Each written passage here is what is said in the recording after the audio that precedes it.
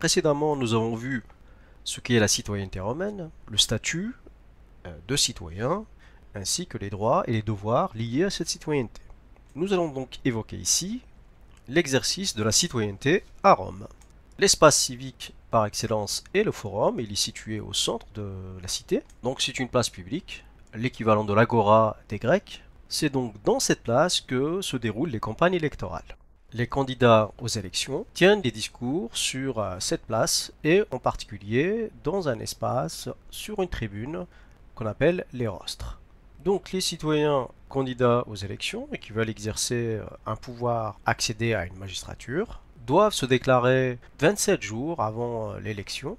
Ils doivent remplir un certain nombre de conditions, être citoyens bien sûr, ils doivent aussi avoir un certain âge, donc 30 ans pour être questeur, 36 ans pour devenir édile, 39 ans pour les prêteurs, 42 ans pour les consuls et 44 ans pour les censeurs. Et puis, ces candidats ne doivent pas faire l'objet de poursuites judiciaires. Ils doivent donc se tenir sur le forum, sur cette tribune qu'on appelle les rostres, et ils doivent être habillés d'une toge blanc éclatant, une en latin toga candida. Alors les candidats n'exposaient pas de véritable programme politique, mais ils faisaient plutôt des promesses aux citoyens. Ils cherchaient surtout à se constituer une clientèle à laquelle ils offraient par exemple des banquets. Ils devaient également promettre des évergésies pour la cité, c'est-à-dire des promesses de dons pour la cité qui étaient comptabilisées par les magistrats comme des dettes publiques. Et donc ils devaient honorer par la suite une fois élus. Et en conséquence, eh bien, les candidats les plus riches, capables d'offrir le plus grand nombre de cadeaux, étaient souvent les élus. Il fallait également savoir prendre la parole, être un bon orateur. La plupart des citoyens se contentaient de voter aux comices. Donc je vous rappelle que les comices sont les assemblées de citoyens. Elles élisent chaque année les magistrats, les tribuns de la plèbe, ainsi que les 2 censeurs tous les 5 ans. Elles votent également les lois. Les comices se réunissent au comitium, sur le forum. Ce comitium est en fait un espace ouvert, consacré, et qui se trouve juste à côté, juste en face de la curie, là où se tient le Sénat. Comment se déroule un vote au comice?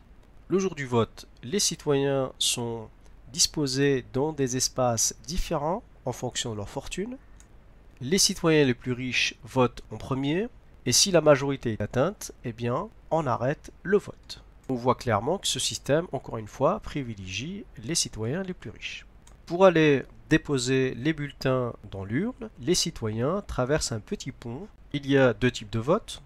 Le vote pour ou contre une loi ou le vote pour un candidat.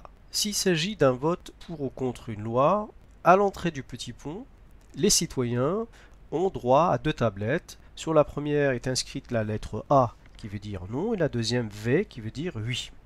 Donc le citoyen dépose l'une ou l'autre des tablettes dans l'urne. Quand il s'agit d'une élection, alors là on a affaire à un plébiscite. Le citoyen écrit sur une tablette de cire le nom du candidat pour lequel il veut voter. Les citoyens élus deviennent alors des magistrats. Les magistratures sont collégiales, elles s'exercent à 2, 4 ou 20. Les magistrats ont droit de veto sur les décisions de leurs collègues et elles sont annuelles. Donc l'objectif est de limiter les abus de pouvoir.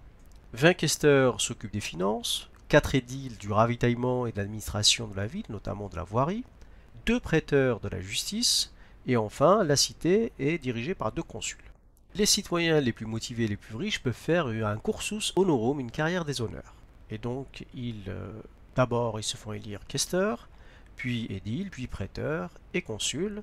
Le pouvoir des magistrats est tempéré par la collégialité, on l'a dit, mais aussi par les 10 tribuns de la plèbe.